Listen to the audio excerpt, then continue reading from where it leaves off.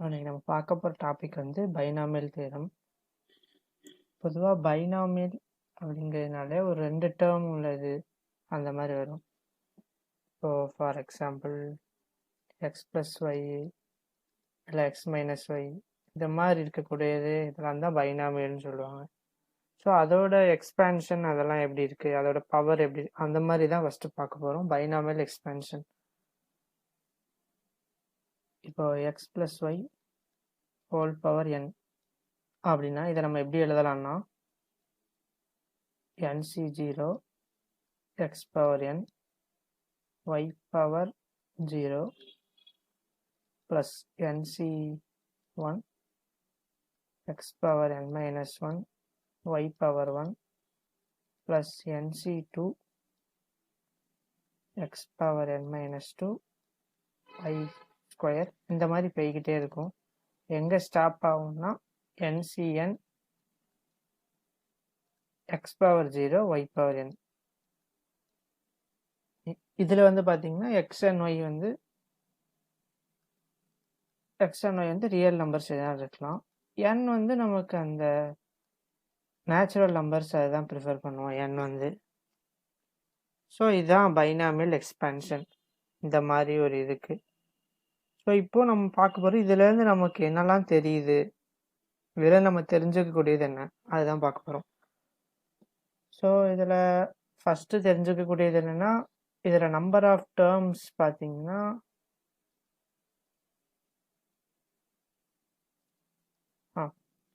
So NC 0ல் ஆரம்பிக்குது, 1/1 கூட்டிட்டு NCn வரைக்கும் போகுது. ஸோ இதை வச்சு நம்ம சொல்லிடலாம் நம்பர் ஆஃப் டேர்ம்ஸ் வந்து n+1 இருக்கும். நம்பர் ஆஃப் டேர்ம்ஸ் வந்து n+1 இதில்.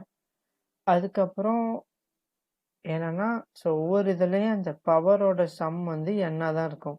ஸோ இதுலேயும் ரெண்டையும் ஆட் பண்ணால் என்ன, இங்கேயும் அந்த இது என்ன, ஸோ இங்கே பார்த்தாலும் n தான் வரும்.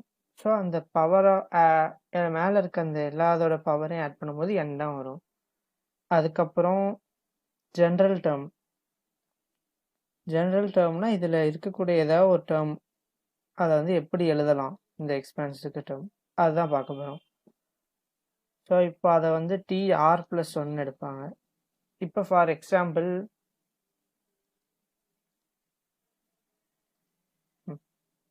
ஸோ இதுதான் வந்து ஃபர்ஸ்ட் டேர்ம் எப்படி எழுதியிருக்காங்க T1 வச்சுக்கலாம்.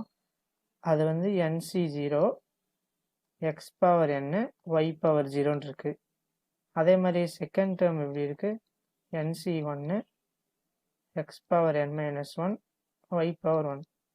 ஸோ இதில் பார்த்தாலே தெரியுது ஃபஸ்ட்டு டேர்மு NC0 இருக்கு, செகண்ட் டேர்மு NC1 இருக்கு. அப்புறம் பவரை பார்த்தீங்கன்னா ஒய்யோட இதுக்கு வந்து இதோட பவர் இருக்கு. லைக் இந்த கீழே இருக்கிறது தான் ஒய்யோட பவரில் இருக்கு. மேலே இருக்கிறது பார்த்தீங்கன்னா இதோட டிஃப்ரென்ஸ், ரெண்டோட டிஃப்ரென்ஸாக இருக்கு மேலே உள்ளது. ஸோ இதுலேருந்து இதை வச்சு நம்ம எழுதணும்னா TR+1, அதாவது R+1 டேர்ம் எப்படி எழுதலாம்னா இங்கே R+1 இருந்தால் இங்கே 2 இருக்கும்போது இங்கே 1 இருக்க மாதிரி, இங்கே R+1 இருக்கும்போது இங்கே NCR இருக்கும். அப்புறம் எக்ஸ் பவரில் நம்ம என்ன இருக்குன்னு பார்த்தோம், இதோட டிஃபரன்ஸ் n-r, ஒய்க்கு பவரில் r. இதை தான் வந்து ஆர்த் டேர்ம்னு சொல்லலாம், இல்லை ஜென்ரல் டேர்ம்னு சொல்லுவாங்க. இதுவும் ஒன் ஆஃப் த ஒரு இம்பார்ட்டண்ட்டான இது நம்ம பைனாமியல் தியரம் பொறுத்த வரைக்கும். இப்போ அடுத்து வேற என்ன இதுலேருந்து நம்ம நோட்டீஸ் பண்ணலாம்னா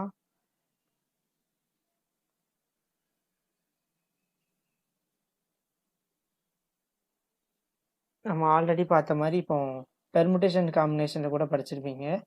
NCRனா வந்து அது உங்களுக்கு ஆல்ரெடி ஃபார்முலா தெரிஞ்சதான் n factorial divided by n-r factorial into r factorial. அப்புறம் ஒரு ப்ராப்பர்ட்டிஸ்ன்னு படிச்சிருப்பீங்க, NCR வந்து ஈக்குவல் டு NCn-rன்னு. ஸோ அதனால் அந்த கோஎஃபிஷியன்ட் அதெல்லாம் வந்து சேமாக இருக்கும் பின்னாலேருந்து முன்னால், அந்த கோஎஃபிஷியன்ட் மட்டும் பார்க்கும்போது. ஸோ ஃபார் எக்ஸாம்பிள் ஸோ இதில் வந்து ஃபஸ்ட் இது NC0, லாஸ்ட் இது NCn. ஸோ இந்த ப்ராப்பர்ட்டி படி என்சி ஜீரோவும் என்சிஎனும் ஒன்று தான்.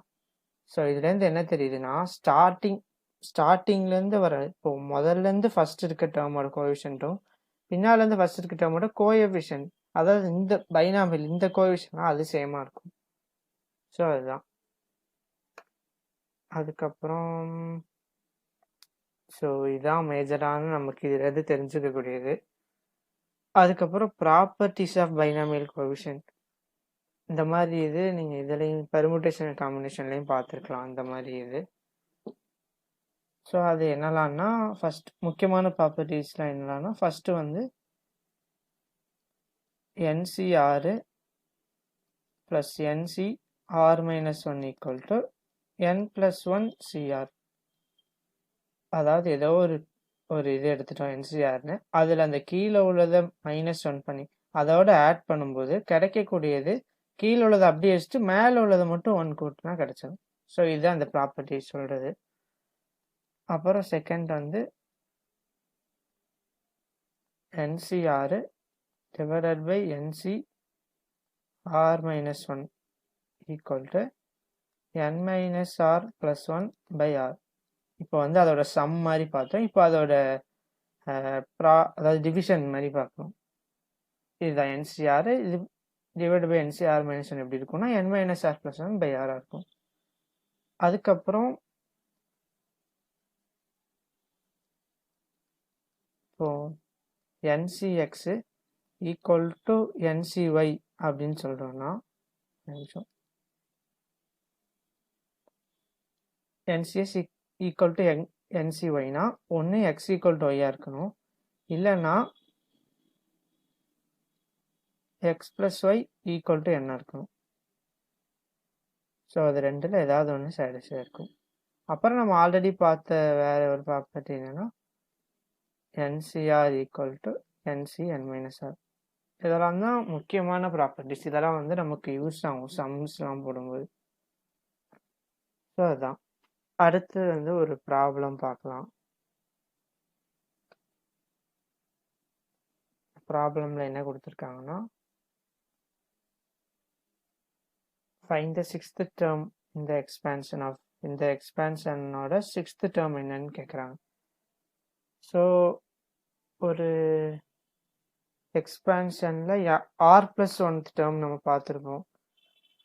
எக்ஸ்பேன்ஷனில் ஆர் ப்ளஸ் ஒன்த் டேர்ம் என்னென்னா டி ஆர் ப்ளஸ் ஒன் என்ன பார்த்துருப்போம்னா NCR x power n minus r y power r இதுதான் பார்த்துருப்போம் டி ஆர் ப்ளஸ் ஒன்று.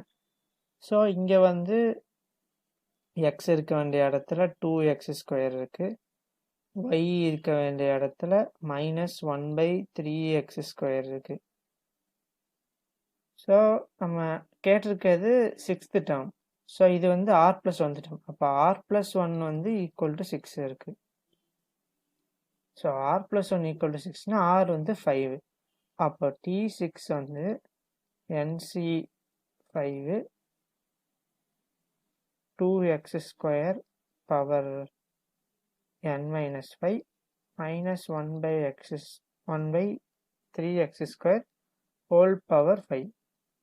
இப்போ நம்ம n கொடுத்துருக்காங்க கொஸ்டினில் 10. ஸோ n 10 போடும்போது equal to 10c5 2x² power 5 into minus 1/3x² whole power 5.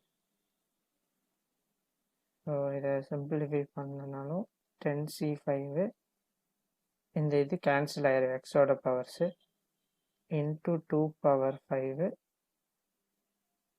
Into minus 1/3 power 5. இதை சிம்பிளிஃபை பண்ணோன்னா நமக்கு ஆன்சர் கிடச்சிடும். ஸோ அதான். ஸோ நான் எத்தனாவது டேர்மு இந்த மாதிரி கேட்கும்போது நம்ம ஜென்ரல் டேர்ம் அந்த கான்செப்டை தான் யூஸ் பண்ணுவோம். ஓகே, இப்போ அடுத்து என்ன கேட்குறாங்கன்னா find the coefficient of x power 4. இதுக்கும் அதே மாதிரி தான் கோஎஃபிஷியன்ட். அங்கே வந்து நம்பர் ஆஃப் டேர்ம்னு கேட்டாங்க, இங்கே கோஎஃபிஷியன்ட் வச்சு கேட்குறாங்க. ஸோ இந்த மாதிரி சம்க்கு என்ன பண்ணுவோம்னா ஃபஸ்ட்டு எல்லாத்துலேயும் அதான் ஜென்ரல் டேர்ம் எழுதிக்கணும். NCR x power n minus r y power r. So இங்கே வந்து எக்ஸ் இருக்க வேண்டிய n இருக்க வேண்டிய இடத்துல 10 எக்ஸ் இருக்க வேண்டிய இடத்துல x/2 பவர் 10 - 6 இங்கே வந்து -3/x² ஹோல் பவர் 6. ஸோ இதுதான் இங்கே இருக்குது. ஸோ என்ன கேட்குறாங்கன்னா கோஎஃபிஷியன்ட் ஆஃப் x பவர் 4ன்னு கேட்குறாங்க. ஸோ அதுக்கு நம்ம ஃபஸ்ட்டு எக்ஸோட இதெல்லாம் தனியாக எடுத்துக்கலாம். 10 ஸோ இதில் நான் கான்ஸ்டன்ட் எடுத்தால் 1/2 பவர் 10 - 6 இன்ட்டு -3 பவர் 6. இதில் எக்ஸோட மட்டும் தனியாக எடுத்தால் ஃபஸ்ட் இதில் எக்ஸ் பவர் வந்து 10 - 6, செகண்ட் இதில் எக்ஸ் பவர் வந்து -2r.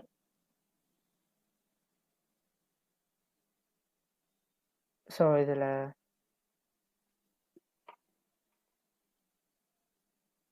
எக்ஸோட இதை மட்டும் நம்ம சேர்த்து எழுதணும்னா x power 10 - r -2r. So x power 10 - 3r வரும். ஸோ இங்கே என்ன கொடுத்துருக்காங்க கேட்டிருக்காங்க எக்ஸ் பவர் 4ஓட இது கேட்டிருக்காங்க கோஎஃபிஷியன்ட். ஸோ இந்த இடத்துல 4 வரணும். அப்போ என்ன அர்த்தம், நமக்கு 10 - 3r வந்து ஈக்குவல் டு 4ஆக இருக்கணும். So 3r equal to 6.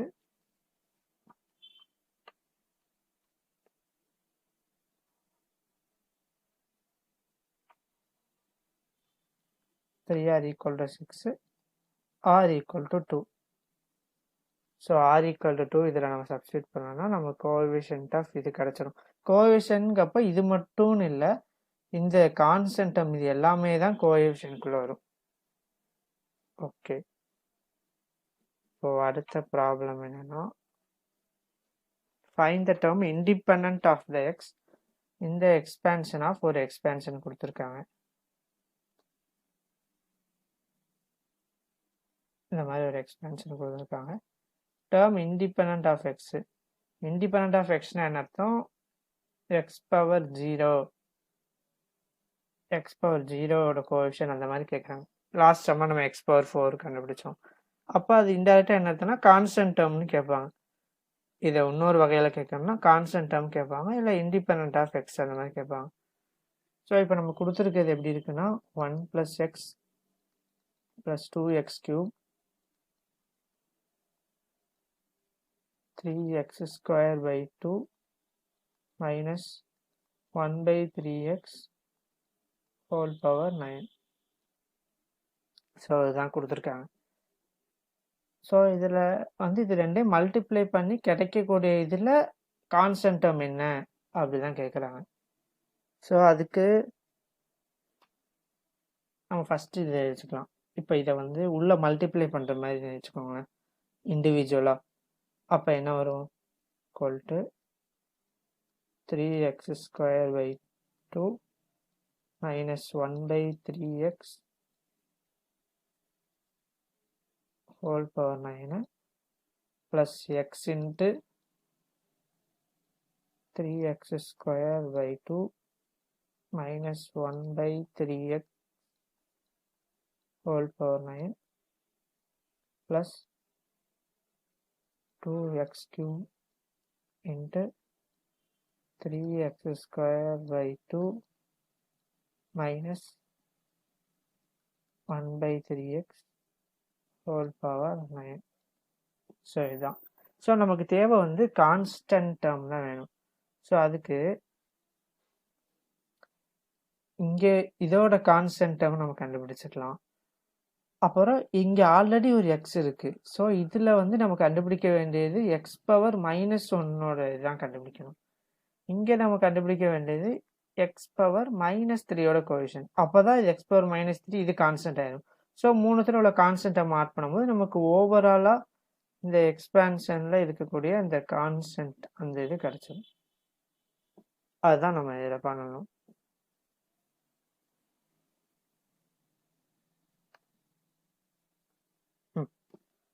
So first இந்த எக்ஸ்பேன்ஷன் எடுத்துக்கலாம். 3x² - 1/3x whole power 9. So இதில் ஜென்ரல் டேர்ம் வந்து tr + 1 = 9cr எக்ஸ் இருக்க வேண்டிய இடத்துல 3x² 2 9 - 6 இன்ட்டு -1/3x 6 இதுதான். ஸோ இதில் நம்ம அந்த எக்ஸோட அதை மட்டும் தனியாக எடுத்துக்கலாம். So NCR 3/2 power n-6 to -1/3 whole power r. So மீதி எக்ஸ் இருக்கிறது என்னெல்லாம் இருக்குன்னா x power 2 × 9 - 6 into x power -6 இருக்கு.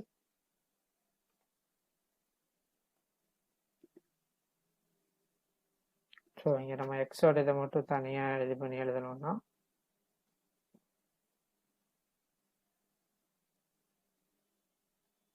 பவர் 18 - 2r இன்ட்டு x பவர் -r. ஸோ எக்ஸ் பவரில் 18 - 3r இருக்குது. ஸோ இதுதான் நம்ம ஒவ்வொரு இதுலேயும் போடணும். ஸோ நம்ம ஃபஸ்ட்டு இது என்ன பார்த்தோம்னா நமக்கு எக்ஸ் அந்த 0வாக இருக்கணும். ஃபஸ்ட்டு இதில் கான்ஸ்டன்ட் டேர்ம் வேணும். ஃபஸ்ட்டு அதுக்கு நம்ம 18 - 3r = 0 போடணும். 18 - 3r 0 போட்டோன்னா r = 6 கிடைக்கும். ஸோ அதை இதில் போட்டலாம். ஸோ நமக்கு தேவைப்படுற டேர்ம் என்னென்னா 9c6 3/2 பவர் 3 -1/3 பவர் 6. ஸோ இது வந்து நமக்கு அந்த ஃபஸ்ட்டு இதில் உள்ள டேர்ம் கொடுத்துரும். அதாவது இங்கே வந்து நமக்கு கான்ஸ்டன்ட் டேர்ம் தான் தேவை இந்த இதில். ஸோ அது கிடச்சிருச்சு நமக்கு கான்ஸ்டன்ட் டேர்ம். அதுக்கப்புறம் நம்ம கண்டுபிடிக்க வேண்டியது x பவர் -1 இது கண்டுபிடிக்கணும். ஏன்னா அங்கே முன்னால் ஒரு எக்ஸ் இருந்துச்சு. இதை நம்ம சிம்பிளிஃபை பண்ணி எழுதிருக்கலாம். இதை சிம்பிளிஃபை பண்ணும்போது நமக்கு 7/18 கிடைக்கும் சிம்பிளிஃபை பண்ணிங்கன்னா. அதுக்கப்புறம் செகண்ட் இதில் கண்டுபிடிக்க வேண்டியது coefficient of x power -1. So அதுக்கு 18 - 3r வந்து -1 இருக்கணும். அப்படி இருக்கணும்னா 3r வந்து 19 இருக்கணும். r 19/3. ஸோ எப்பவுமே நமக்கு ஆறுங்கிறது வந்து ஆக்சுவலாக ஒரு என்ன சொல்கிறது, ஆர் வந்து ஒரு ஃப்ராக்ஷனலாக இந்த மாதிரிலாம் வர முடியாது. ஆர் வந்து ஏன்னா நம்ம ஆல்ரெடி பார்த்துருக்கோம். ஸோ ஆறுங்கிறது இதோட பவர் மாதிரி தானே. ஸோ இதிலெல்லாம் பவர்லாம் இருக்குது. ஸோ நம்ம ஆல்ரெடி பார்த்துக்க மாதிரி இந்த பவர்ஸ் எல்லாம் வந்து ஒரு இன்டீஜர் வேல்யூவாக தான் இருக்கும். பவர்ஸு நமக்கு ஒரு நம்ம என் தான் இதெல்லாம் இதை கூட்டும் போது என் வருது. ஸோ இதெல்லாம் நேச்சுரல் நம்பர்ஸ் மாதிரி தான் இருக்கும். ஸோ அதில் வந்து ஃப்ராக்ஷனல்லாம் வர முடியாது. ஸோ இது வந்து நாட் பாசிபிள் இந்த இது. ஸோ அந்த நடுவில் உள்ள இதில் கான்ஸ்டன்ட் டேர்மே கிடைக்காது. இந்த பர்டிகுலர் இதில் கான்ஸ்டன்ட் டேர்மே இருக்காது. ரெண்டையும் இது பண்ணும்போது அதுதான். அடுத்து இந்த இதில் x பவர் -3 வேணும் நமக்கு.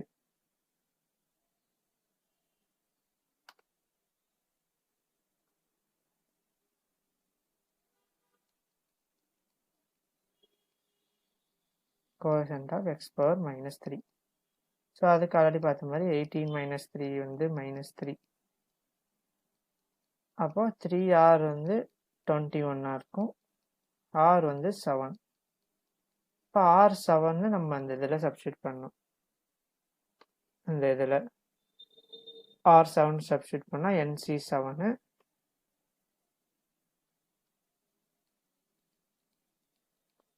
3/2 பவர் 9 - 7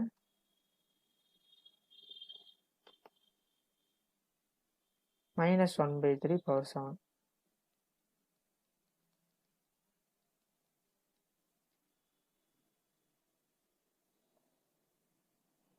இது நமக்கு என்ன கிடைக்கும்னா இது வந்து எதில் டேர்ம்னா நமக்கு இந்த டேர்ம் அந்த இதில் பர்டிகுலர் 8th டேர்ம். ஸோ இது வந்து -1/27 கிடைக்கும். ஸோ நம்ம ஆல்ரெடி பார்த்த மாதிரி இந்த இதில் ஃபஸ்ட்டு உள்ளது கண்டுபிடிச்சோம். அது வந்து 7/18. ஸோ நமக்கு தேவைப்படக்கூடிய ஆன்சர் என்னன்னா ஃபஸ்ட் இதில் வந்து கான்ஸ்டன்ட் கோஎஃபிஷியன்ட் அது வந்து 7/18 ப்ளஸ் செகண்ட் இதில் நமக்கு எதுவுமே கிடைக்கல, கான்ஸ்டன்ட் கோஎஃபிஷியன்ட்டே கிடையாது செகண்ட் இதில். தேர்ட் இதில் வந்து முன்னால் ஒரு 2 இருக்கும். ஸோ நமக்கு 2 இன்ட்டு இந்த ஆன்சர்.